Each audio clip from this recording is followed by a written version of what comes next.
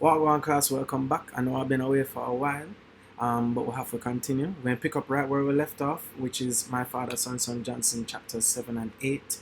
The last thing that we spoke about was settings. So, as you know, how we normally do it, we're going to go into characters, and next class we're going to work with themes.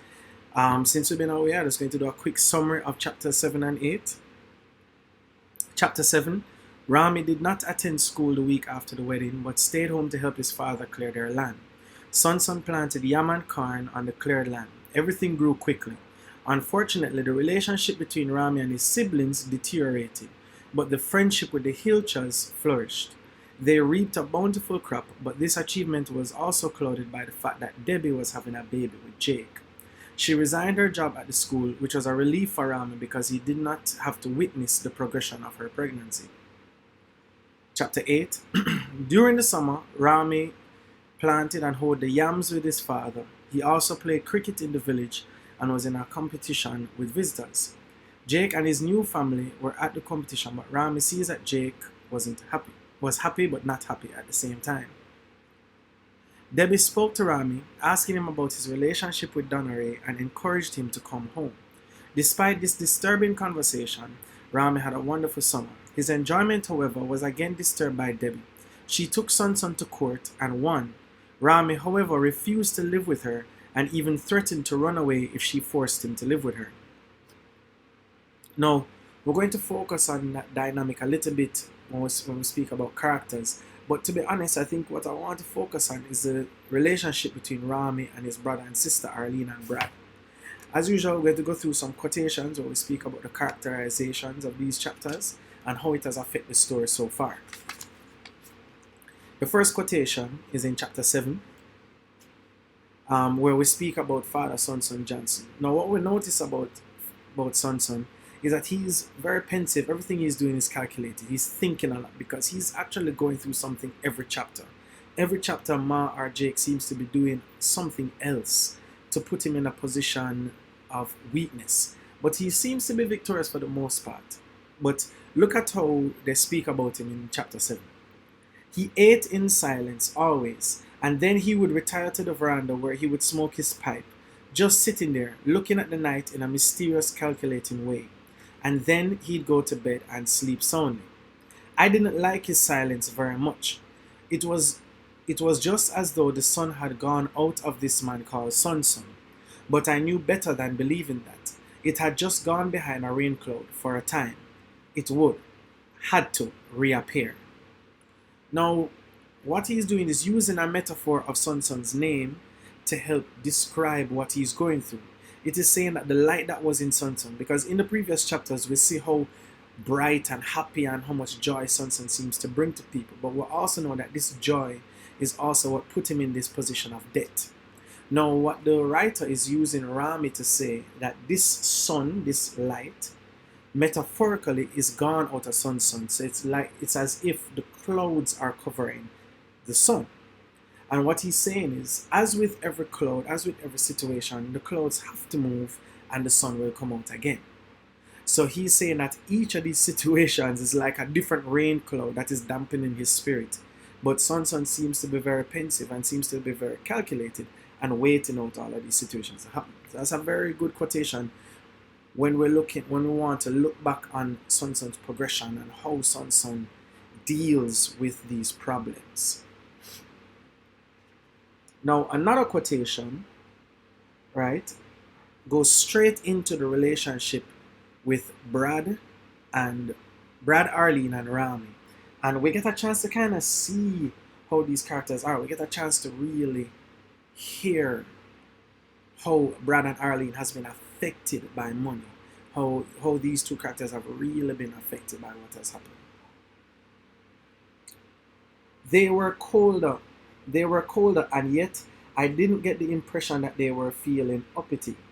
Maybe the contrary wedding put them on the defensive, in that they may have supposed that I was in a rage about it. But another day, when I met Brad alone and offered him some candy, he refused it and went further by truculently brandishing a shilling almost in my face. In it were he tall enough, adding, I have money, I can buy my own. Sure he could buy his own, He always could. Anybody could.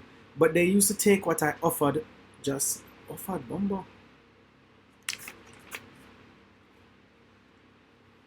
In it were he tall enough, adding, I have money, I can buy my own.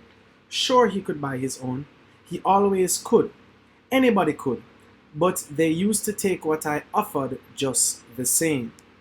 Now, as we notice here, there's obviously a big change in the personality of Arlene and Brad, to the point where they're flaunting their money.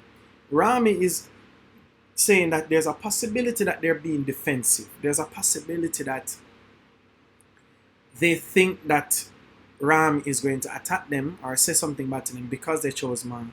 But he's saying that that's not the case. He's offering them something. But they're now basically, as we would say, hype about it. And this has changed their whole personality. This has changed how they have related to him as brother and sister. This has changed, we could even say, the friendship that they used to have as a family. Now, this character development shows that the events of what is happening with Jake and Ma is changing everybody. But for Rami, it seems to have made him a stronger person. It has made him more resourceful. And for Brad and Arlene, it has kind of made them a little more full of themselves, a little more conceited. And that to me is a negative type of growth or progression or whatever we want to call it.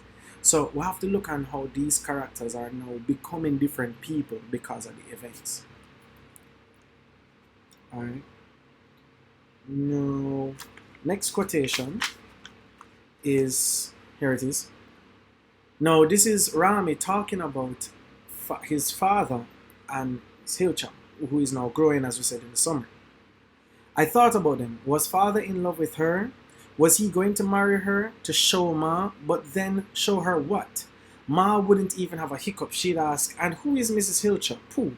She'd say something like that, but that was something for father to know. I think he and the good woman were kindred spirits. Now, there are three people that they're commenting on when it comes to character growth. And the first one that he's commenting on real is Ma. The fact that even if father, son, and Miss Hilcha were to get together, Ma has already started looking down on Mrs. Hilcha, like he sees her as lower class. Not he, she sees her as lower class. So if father was to end up with her, it wouldn't even affect Ma because she would think that she's better than Mrs. Hilcha.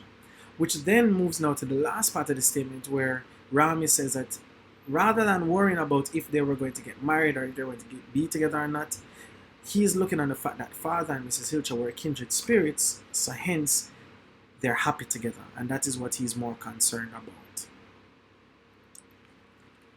Next quotation, we're going to actually jump from chapter 8, which is a Pyrrhic victory.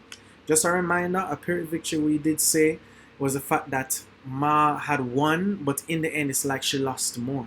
Because in winning the court case, she learned what her son thought about her and the fact that he wouldn't want to live with her. And that became a bigger loss than the actual victory of winning the court case. Now, this is a quote, this is near around what we spoke about when we spoke about setting. But when Ma said, foolish pride, men and their foolish pride. Now, there was another quote right there where it says, looking surprised at me, Ma said, call it what you will, then. My husband will gladly have you there. Her calling Jake her husband irked me. I said, I don't like him, Ma. I couldn't live in that house with him, in any house with him. So, what we're really understanding is how much Rami has to stand up to Ma to let her understand that it's not just about the situation with Son. It's not that he has pride to live with Son Johnson, but that he doesn't want to live with Jake. Being separated is one thing, but her marrying Jake and getting pregnant with Jake doesn't sit well with Rami. I will take a moment though to kind of play a little devil's advocate and kind of talk about Ma and be on Ma's side for a second, where what Ma is really getting at is that she may recognize that some of these things that she's doing might be wrong, but she's also looking at the fact that she wants to progress. She wants someone who is much more financially responsible. We can't ignore the fact that even though Son Johnson was a nice person, he was very irresponsible, especially financially. The last quote that we're going to do for this chapter now. Father said coolly that 16 was an age of reason enough, that many 16-year-olds quitted themselves with more reason, with more responsibility, alas, with more humanity than several adults. So what he was trying to get at is to let Ma know that the decision that Rami made to not want to go to Ma isn't even a child's decision, because at 16 he can make a responsible choice. And he wanted Ma to understand that she needs to respect Rami's growth at 16 and what he has learned and what he's doing. These two chapters are actually really important when it comes to character development, because it's right in the middle of the climax of what is happening. It's more of a rising climax because the story is really starting to pick up. We started to learn a lot more about the characters. Next class, what we're actually going to go into are the themes. So we're going to look at how these characters have grown and what themes these characters help to bring out. And we're on the final stretch, because it's 11 chapters and we're finishing up chapter 7 and 8. And we're going to do 9 and 10, and we're going to do 11 by itself as a way to kind of finalize the book itself. So stay safe. See you next class.